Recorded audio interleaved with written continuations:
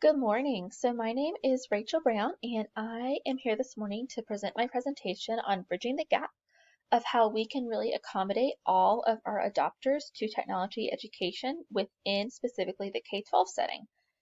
So first we need to talk about who are our adopters.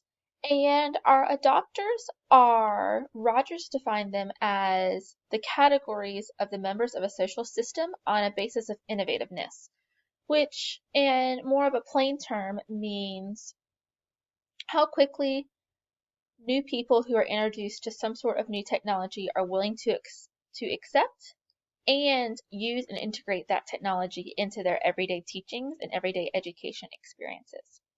Within the scope of adopters, we have two different categories of them. We have our early adopters, and then we have our laggards or our late adopters. The first one we're going to talk about are our early adopters. And within that setting, we have three different kind of groups of people. The first group that we have is our innovators, and those are the people that are willing to jump on board and experience the new ideas and embrace them, and they are typically the first ones who are willing to jump onto a new idea and learn about it and start integrating it into their classroom experiences. The next group that we have is our early adopters, and they're typically fairly willing to experience new ideas, but they're limited typically by a social system, which means that they may lack leadership abilities to where they're not in a role of leadership to where they can integrate things as quickly as they want to, but they're willing to integrate things as soon as they can. So they tend to just lag a little bit behind our innovators due to their social system limitations. The final group that we have of our early adopters is our early majority group. And this group is our group that is fairly quick to adapt, but they're also, again, limited even more so by those leadership roles. So they're with the majority of people who are accepting a new technology and integrating a new technology into their classroom at the same time, but they're part of the early majority of they're some of the first people to hop on with the bandwagon of the rest of the group. The next group that we have is our big umbrella term is our laggers, and underneath that umbrella term, there's two different groups. We have our late majority who follows directly behind our early majority group, and they are often skeptical of these new innovations of technology, and they kind of want to wait and see how that early majority group of their peers are on board and how they're doing with it and how they're coping with the new technologies and integrating them before they join onto the bandwagon of joining the rest of the group. And finally, the last group that we have is our laggards. And they are typically very firm in their traditional mindset, and they're frequently very against the new innovations. These can be teachers who just are not very tech savvy, and they are interested in what is new, but they're very much traditional in their mindset of they've been teaching for 5 or 10 years, and they have what they like, and they know what they like, and they have a routine, and they don't really want to disrupt their routine.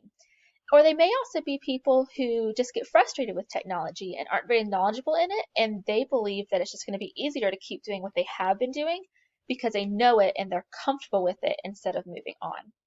So that's a little brief overview of our adopters and our 5 different groups of adopters that we have. But the other thing that we need to think about as a Christ-like mindset teacher is how we can help these laggers. Specifically, how we can help them within the classroom. We need to be present and engaged in the learning process with these laggers. They typically need that extra support and that extra one-on-one coaching to help teach them how to integrate something that they're not necessarily comfortable with. We also need to remember to be patient and affirmative with them. We need to understand that these people are going to take a little bit longer to get used to the new technologies, and we need to be patient in helping for them to learn and answering their questions as they are slowly learning as much as their mind is able to learn at once.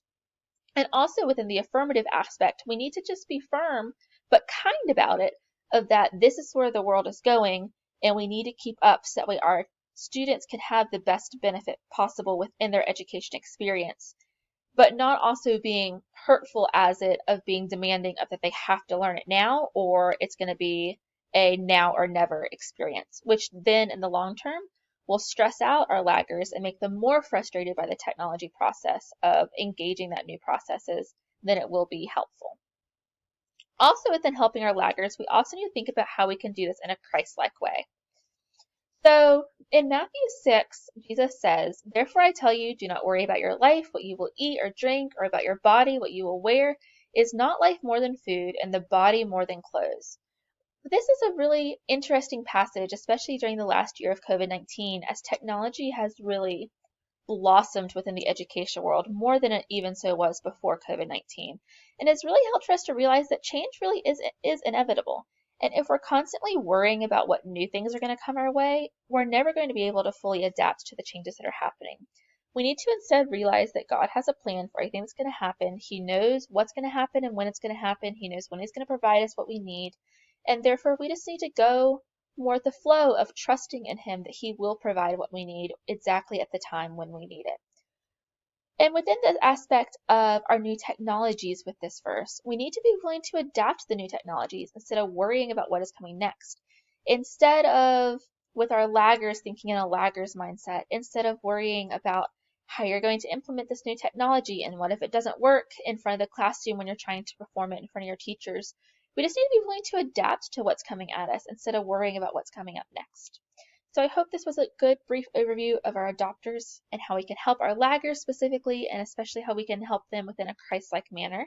And here's my references. Have a great rest of your day.